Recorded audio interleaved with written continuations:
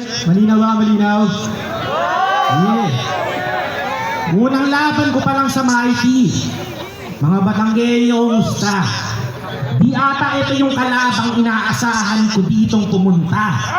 Alam ko ginagalingan ko sa flip top. Bigay todo kada sampa.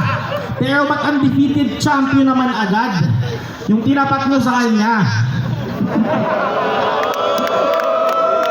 Ano, iyayabang mo undefeated ka dito sa Mighty?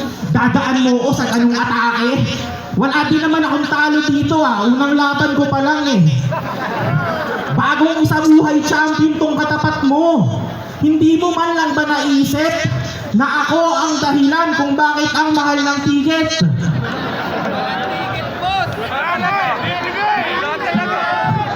Ano, lalaitin mo ang ermitanyo? Mukhang taga-bundok? Hindi ikaw na mo ang maayos. Ako pa mukhang taga-bundok ikaw nga yung may pang-hiking na sapatos. Hindi ikaw na magaling mamundok. Hayop na to. Ang sarap mong masakal. Tsaka lang ako bibilib sa yumot pag naakyat mo yung taal. Yabang-yabang mo, may teklat ka naman sa noo. Kulay itim pa yung kulay. Dati ka bang demonyo mo, tas pinutulan ka lang ng sungay? Ano ang akala mo? Diyan sa teklat mo, walang titingin doon. Para ang si Vision sa Avengers na walang Infinity Stone. Yang teklat mo, Tomas, kahit matagal na yang kupas, kahit matagal na yang sarado, muli ko yang ibubukas. Headshot sa may teklat, yang iniingatan mo butas, makikita mo dito sa lipa na wala akong sinasanto, Tomas. Yung Mighty tinawagan, iligpit daw tong bata na maangas. Ngayon sa Mighty tinarakan, itong talem na ipamalas. Makikita nyo Mighty tiklop, pagtapos kong undayan to ng matalas. At makikita nyo ako'y Mighty tiklop, itong 29 sa Batangas. Yeah, game, di ba game? Yeah! Yung pang-hiking na sapatos na gawa pang asarin. Tol, wag mong punahin yung itsura ng sapatos, ang tignan mo yung narating. Tulad ng undefeated, isabuhay champion, oo, nagawa mo yun lahat. Sa madaling salita, nilalait mo yung sapatos pero sinusundan mo yung yapak. Nag-wordplay pa ng Mighty. Sabi ng organizer, ang galing mo, pre. Kanina, ang dami mo raw nakain. Ayan, Mighty. May tinga pa sa bigote. Pero isabuhay champ. Congrats. Angas mo nun, tol.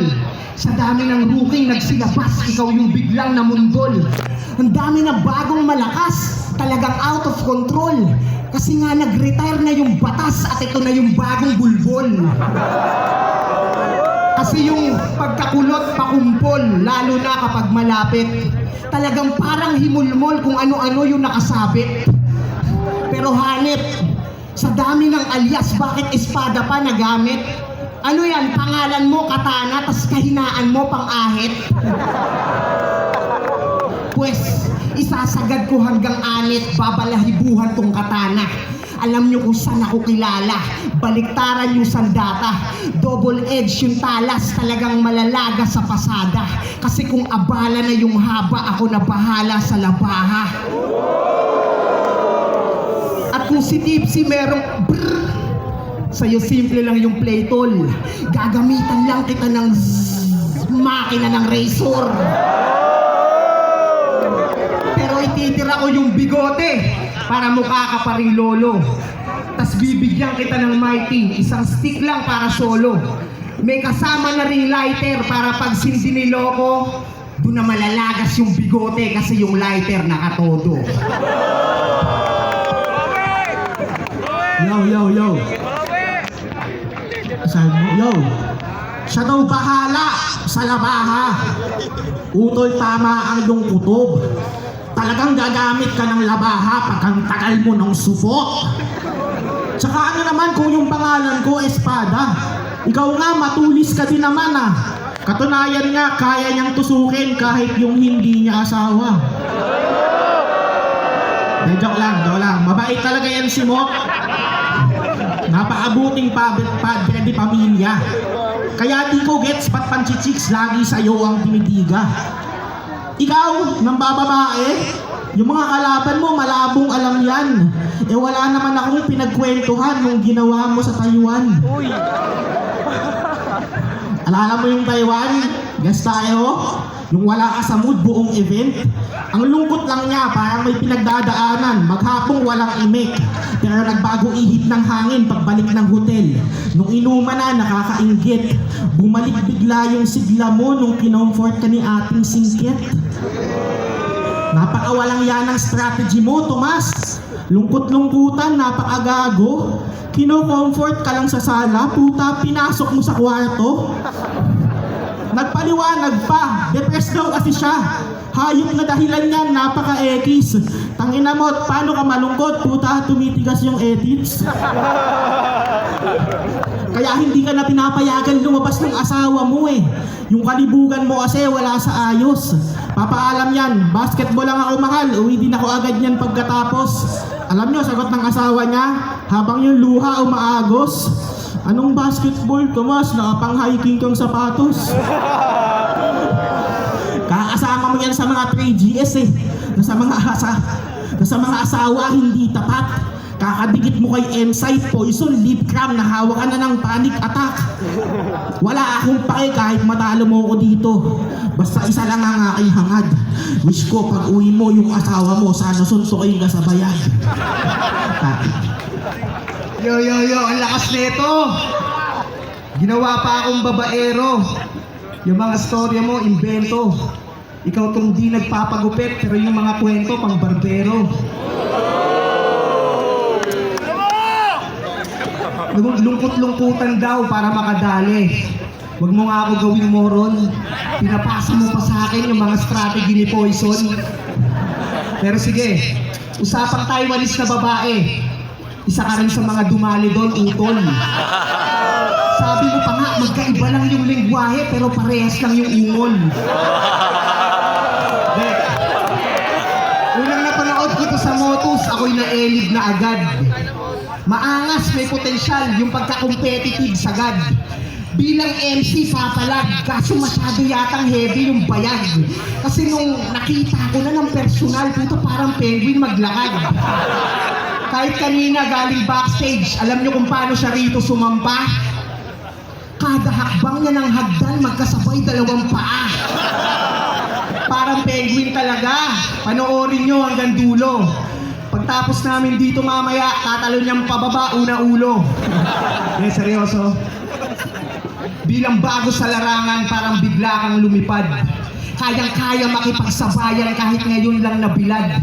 Mukha nga ang hirap mo gulangan kasi bukod sa abilidad. Sa flip-top, rookie ka pa lang pero pambalik laro na yung edad. Hindi mo ba natansya? Di ba nung una mong salta? Tawag namin sa mga kabatch mo, pre. Tawag namin sa'yo, yeah.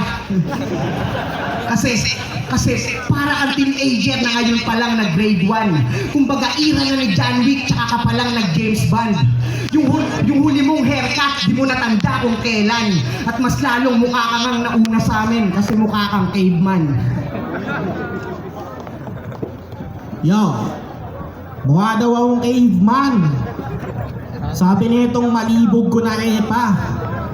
Ikaw yung caveman kasi kung kani-kanino yung pinapasok mo na kuweba. Tsaka laging binabanatan yung edad. Di pa ako matanda. May bigote lang, tol. Si Dodong Sai pa nga pumasok ng flip-top, 40 years old. Pero sige, ako na matanda. Ikaw na bata. Oo, yung tito mo, ako na. O sige, ito. Sa inasukli. Bili mo ako ng maitim na pula. Parehas tayong main event ng ahon. Mga lasenggo ang napatumba. Pero Pipsi lang tinalo mo nun, Mot. Sa akin, nagmamaoy na. Paano ka nanalo doon? Talo ka doon. Tingin mo panalo ka talaga? Ikita namang binatibag ka ni Pipsi sa Sunday pinasaya. Nag-choke pa. Alam mo, next time sa oras ng kagipitan, pag di mo maalala yung lines mo, magpanggap kang sinasapian. Kahit ano pang gawin nyo, sa akin lang ang katawan na to. Di, sa totoo lang, legend na yan si Tomas. Undefeated champion, siyang unang nakasungkit. Kahit nasa pasarapan na ng buhay, nagpapamalas pa din ang lupit. Kaya gusto ko masaya ka lang palagi, tol. Mabuhay ng masagana at matuwid. Huwag ka sana makadanas ng kalungkutan, baka mong babae ka ulit. Hindi, seryoso, deserve mo lahat yan, tol.